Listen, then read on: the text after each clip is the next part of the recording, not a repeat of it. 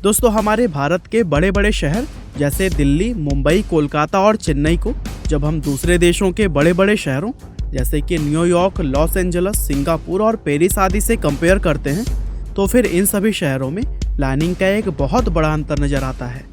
विदेशी शहर जहां बहुत अच्छी तरह सोच समझकर प्लान करके बनाए हुए नजर आते हैं, वहीं हमारे भारत के शहरों को देखकर ऐसा लगता है कि उन्हें बनाने में कोई भी प्लानिंग नहीं की गई है। ऐसे में बहुत से लोगों के मन में यह सवाल आता है कि आखिर हमारे देश के ये शहर इतनी बुरी तरह प्लान करके क्यों बनाए गए हैं। और आज की हमारी इस वीडियो में भी हम आपको इसी सवाल का ही जवाब देने की कोशिश करेंगे। दोस्तों जब भी हम पश्चिमी देशों के बड़े बड़े और फेमस शहरों को देखते हैं तो उनमें हमें लंबे चौड़े और 90 डिग्री पर मुड़ने वाले रोड्स, ग्रिड पैटर्न में बने हुए घर व इमारतें और तरीके से बने हुए पार्किंग सिस्टम नजर आते हैं। इन सभी चीजों को देखकर यह साफ हो जाता है कि इन शहरों को अच्छी तरह से प्लान करके बनाया गया है, जबकि दूसरी तरफ हमारे भारत के शहरों में इस तरह की प्लानिंग की बहुत ही ज्यादा कमी देखने को मिलती है। यहाँ तक कि हमारे कुछ शहरों को देखकर तो ऐसा भी लगता है कि जैसे उन्हें बिना किसी प्लानिंग के ही खड़ा कर दिया गया है। और इस विषय पर थोड़ी गहराई से अध्ययन करने पर यह पता चलता है कि हमारे इन शहर के खराब प्लानिंग के पीछे 4 मुख्य कारण है। तो चलिए अब हम उनके बारे में एक एक करके जानते हैं। Reason number 1, India is a rural country. दोस्तों हमारा भारत एक बहुत पुराना देश है और आज हम अपने देश में जितने भी बड़े बड़े शहरों को देखते हैं उन सब की शुरुआत हजारों सैकड़ों साल पहले एक छोटे से गांव के रूप में हुई थी। यही वजह है कि हमारा देश हमेशा से ही एक रूरल कंट्री यानी कि ग्रामीण देश माना जाता रहा है। यहाँ तक कि आज भी हमारे देश को रूरल कंट्रीज की ही कैटेगरी में रखा जाता है और इसकी वजह यह है कि भारत की 65% से भी ज़्यादा आबादी आज भी गाँव के अंदर बसती है। जिस समय भारत में शहरों की जगह छोटे छोटे गांव हुआ करते थे उस टाइम किसी को भी यह अंदाजा नहीं था कि आने वाले समय में ये बड़े बड़े शहरों में बदल जाएंगे। लेकिन जैसे जैसे समय आगे बढ़ा ये छोटे छोटे गांव धीरे धीरे बड़े होते गए।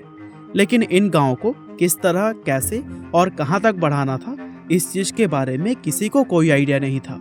इसीलिए जैसे जैसे लोगों को ठीक लगा वे लोग वैसे वैसे ही अपनी सुविधाओं के अनुसार इन गाँवों को एक्सपेंड करते चले गए। वैसे अगर देखा जाए तो हमारे पूर्वजों की इसमें कोई गलती नहीं थी, क्योंकि भविष्य में दुनिया के अंदर किस तरह के शहर होंगे इसका अंदाजा लगाना उस समय किसी भी व्यक्ति के लिए संभव नहीं था। पुराने समय में लोग सफर करने के लिए घोड़े, तांगे और बैलगाड़ियों जैसे वाहनों का इस्तेमाल करते थे। इसीलिए उस समय सड़कों को बहुत ज्यादा चौड़ा, सीधा और ठीक ढंग से प्लान करके बनाने पर कोई खास ध्यान नहीं दिया जाता था। उन्हें भला कैसे पता चलता कि आने वाले समय में इन सड़कों पर कार, बस और मोटरसाइकिल जैसे वाहन चला करेंगे।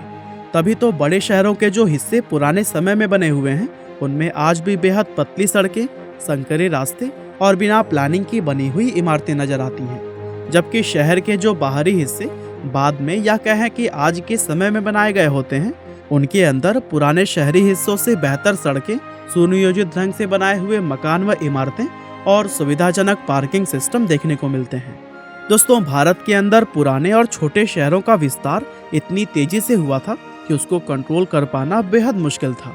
और इसकी वजह यह थी कि भारत की जनसंख्या बहुत ज़्यादा तेजी से बढ़ रही थी और जैसे जैसे जनसंख्या बढ़ती गई लोग अपने हिसाब से शहरों का विस्तार करते गए और इसका जो नतीजा हुआ वो आज हम सबके सामने है। दूसरी तरफ विदेशी शहरों की अगर बात करें तो उनको भारत की तरह पहले गाँव और फिर बाद में शहर नहीं बनाया गया, बल्कि उन शहरों को शुरुआत से ही शहरों की तरह डिजाइन करके बनाया गया। और इसके उदाहरण के लिए अमेरिका के किसी भी शहर को देखा जा सकता है, क्योंकि अमेरिका के लगभग सभी बड़े शहर वेल प्लान्ड नजर आते हैं। और इसका कारण यह है कि अमेरिका जब एक देश बना था तब उसके अंदर इन शहरों को किसी गांव या कस्बे के रूप में नहीं बसाया गया था, बल्कि उसी समय इन शहरों को आने वाले भविष्य के लिए अच्छी तरह से प्लान करके और बेहतर नक्शे बनाकर शहरों के रूप में स्थापित किया गया। हालांकि भारत की तरह अमेरिका के कुछ हिस्सों में भी लोगों ने खुद ही खराब तरीके से शहरों को बनाना शुरू कर दिया था, लेकिन वहाँ के डिजाइनर्स और सिटी प्लानर्स ने वक्त रहते ही उन लोगों को रोक दिया था। और ये इसी का ही नतीजा है कि आज अमेरिका के शहर इतनी अच्छी तरह से प्लान करके बनाए हुए नजर आते हैं। लेकिन दोस्तों इस वीडियो के अंदर रीजन नंबर 2 की बात करें उससे पहले हम आपको बताएंगे 2 इम्पोर्टेंट बातें। पहला, देश की one of the top broker company में आप अपना डीमैट अकाउंट कैसे खोल सकते हैं दूसरा 5 पैसा की यूएसपी क्या है और आपको क्यों अपने इन्वेस्टमेंट जर्नी की शुरुआत 5 पैसा के साथ ही करनी चाहिए। दोस्तों, महज 4 साल में 5 पैसा ने 12 लाख से भी ज्यादा कस्टमर जोड़ लिए हैं और ऐसा पॉसिबल हो पाया है 5 पैसा के paperless, hassle free, superior offering and award winning platform जैसे फीचर्स की वजह से। ये फीचर्स हम आपको आगे बताएंगे, लेकिन चलिए पहले सिर्फ 5 मिनट में 5 पैसा मोबाइल ऐप पर आप अपना डीमैट अकाउंट कैसे खोल सकते हैं ये समझते हैं। आपको फॉलो करने हैं ये सिंपल स्टेप्स। 5 पैसा मोबाइल ऐप डाउनलोड करें, मोबाइल नंबर, ईमेल डिटेल्स डालें और दोनों को वेरीफाई करें। पैन कार्ड और डेट ऑफ बर्थ मेंशन करें और फटाफट वेरीफाई कर दें। बैंक डिटेल्स जैसे कि अकाउंट नंबर और IFSC कोड की इंफॉर्मेशन भरें और वेरीफाई करें और फिर पर्सनल डिटेल्स जैसे कि address, occupation, annual income fill करें और फिर लास्ट में अकाउंट ओपनिंग फॉर्म पर ई-साइन कर दें। है ना बिल्कुल आसान तरीका। हालांकि चलिए अब देखते हैं 5 पैसा मोबाइल ऐप की यूएसपी क्या है। देश की सबसे तेजी से आगे बढ़ती हुई डिस्काउंट ब्रोकर कंपनी है 5 पैसा। 5 पैसा के साथ जुड़े हैं 12 लाख से भी ज्यादा कस्टमर्स और 70 लाख मोबाइल ऐप यूजर्स। अपना पोर्टफोलियो तैयार करिए 5 पैसा मोबाइल ऐप के साथ, क्योंकि यहाँ पर equity, future and options, commodities, currencies, gold, mutual fund में एक ही जगह से इन्वेस्ट कर सकते हैं और इसमें रोजाना मिलेंगे मार्केट रिसर्च और स्टॉक स्पेसिफिक टिप्स। और इतना ही नहीं, ऑफर 250 कोड यूज करने पर आपको अपने अकाउंट में 250 रुपए मिलेंगे, जिससे कि आप अपने इन्वेस्टमेंट जर्नी की शुरुआत कर सकते हैं। तो फिर देर किस बात की, आज ही अपना डीमैट अकाउंट खुलवाइए 5 पैसा के साथ and investing made easy and rewarding. Link आपको डिस्क्रिप्शन में मिल जाएगा। Reason number 2, weak economy. दोस्तों, भारतीय शहरों को सुनियोजित ढंग से न बना पाने का कारण हमारे देश की कमजोर इकोनॉमी को भी माना जाता है, क्योंकि पश्चिमी और यूरोपीय देशों के अंदर जब बड़े बड़े शहरों का निर्माण किया गया तब उन देशों में पैसों की कोई समस्या नहीं थी, जबकि भारत में जिस समय शहरों के बनने और उसका विस्तार होने की शुरुआत हुई तब हमारी आर्थिक हालत बहुत ही ज़्यादा खराब थी। खास तौर से 1947 में आज़ादी मिलने के बाद जब देश हमारे हाथों में आया था तब हमारी स्थिति ऐसी नहीं थी कि हम सिटी प्लानिंग जैसी चीज़ों को प्राथमिकता दे पाएं।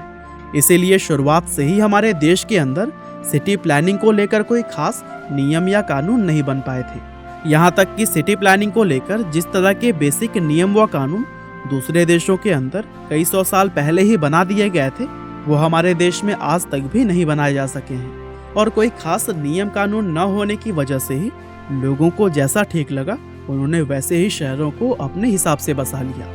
Reason number 3, zero redevelopment. दोस्तों, इसको भारत का सौभाग्य भी कहा जा सकता है और दुर्भाग्य भी कि हमारे देश में किसी भी शहर को दोबारा बनाने की नौबत आज तक नहीं आई। सौभाग्य इसलिए कि भारत में कभी कोई ऐसी घटना या फिर अनहोनी नहीं हुई जिसमें कि पूरा शहर बर्बाद हुआ हो। हाँ, भूकंप, सुनामी और चक्रवात तूफान आदि में छोटे कस्बे और गांव जरूर बर्बाद हुए हैं, लेकिन इस तरह की घटनाओं में बड़े शहर पूरी तरह से कभी भी बर्बाद नहीं हुए। और इसको दुर्भाग्य इसलिए कहा जा सकता है क्योंकि ऐसी कोई घटना न होने की वजह से आज भारत के अंदर वही पुराने समय में अव्यवस्थित ढंग से बने हुए शहर नजर आते हैं। इसके उलट अगर हम पश्चिमी व यूरोपीय देशों का इतिहास देखें तो वहां पर इस तरह की घटनाएं कई बार हो चुकी हैं, जैसे कि वर्ल्ड वार 1 और वर्ल्ड वार 2। ये दोनों ऐसे युद्ध थे जिसमें ना जाने कितने शहर पूरी तरह से नष्ट हो चुके थे और इन शहरों के नष्ट हो जाने की वजह से ही इनको दोबारा बनाने की नौबत आई थी। ऐसे में जिन देशों के अंदर शहर को दोबारा बसाया गया उन्होंने अपनी उन गलतियों को सुधार करके अच्छे से रीप्लानिंग करके शहर को बसाया और इसीलिए उन देशों में आज हमें बेहतर शहर नजर आते हैं, वरना एक समय वहाँ के शहरों में भी हमारे भारत के शहरों की तरह ही खराब सड़कें, खुले नाले और बिना किसी प्लानिंग के बने हुए मकानों जैसी समस्याएं नजर आती थी। वर्ल्ड वार के अलावा भी इतिहास में ऐसी कई सारी घटनाएं हुई हैं जिनके कारण विदेशी मुल्कों में शहर को दोबारा शुरुआत से बनाना पड़ा।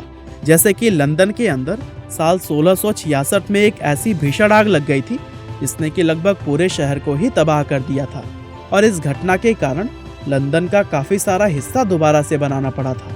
और यही वजह है कि लंदन आज इतने सुनियोजित ढंग से बना हुआ नजर आता है, वरना इस घटना के होने से पहले लंदन का नक्शा कुछ और ही हुआ करता था। और दोस्तों, जिस तरह इन विदेशी शहरों को दोबारा बनाया गया उस तरह हमारे भारत के किसी भी शहर को दोबारा बनाए जाने का कोई चांस ही नहीं मिल पाया। और ये भी एक वजह है कि आज हमारे देश में सिर्फ कुछ गिने चुने शहर ही वेल प्लानिंग के साथ में बने हुए नजर आते हैं। रीजन नंबर 4, आवर इग्नोरेंस या फिर कहें कि हमारी अज्ञानता। दोस्तों, हमारे भारत के अंदर अगर आज सुनियोजित ढंग से बने हुए शहर नहीं हैं तो इसके लिए सिर्फ हमारी सरकार ही नहीं बल्कि हम लोग खुद भी जिम्मेदार हैं, क्योंकि कहीं ना कहीं हम लोग शहर में फैली इस अव्यवस्था को पसंद करते हैं।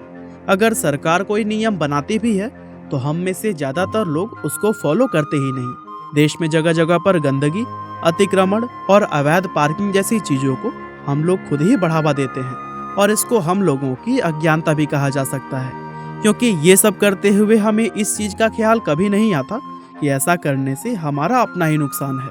और दोस्तों, आपको जानकर काफ़ी हैरानी होगी कि दुनिया में कुछ देश ऐसे भी हैं जो कि आर्थिक रूप से हमसे काफ़ी ज़्यादा कमज़ोर हैं। साथ ही उन देशों में भी लगभग उतने ही पुराने शहर हैं जितने पुराने हमारे देश के अंदर, लेकिन इसके बावजूद भी उन देशों के शहर हमारे भारत के शहरों से काफ़ी ज़्यादा बेहतर नज़र आते हैं। और इसका सबसे बड़ा कारण यह है कि वहाँ के लोगों और हमारे भारत के लोगों की सोच में काफ़ी अंतर है। वो लोग नियम व कानून को फॉलो करते हैं जबकि हम लोग नियमों को तोड़ना अपनी शान समझते हैं। अगर हम सभी लोग नियमों को फॉलो करते हुए अपनी नैतिक जिम्मेदारियों को निभाना शुरू कर दें तो फिर इतना करने से ही हमारे शहरों की रूपरेखा अच्छी खासी बदल सी जाएगी। तो दोस्तों, यह थे कुछ ऐसे रीजंस जिनकी वजह से हमारे देश के शहर वेल प्लान्ड नज़र नहीं आते। बहरहाल, अगर आप यह जानना चाहते हैं कि आखिर दुबई आर्टिफिशियल रेन की मदद से किस तरह से पीने के पानी का इंतजाम करता है तो फिर इस वीडियो को आप डिस्क्रिप्शन और कमेंट में पिन किए गए लिंक से देख सकते हैं। आपका बहुमूल्य समय देने के लिए बहुत बहुत धन्यवाद।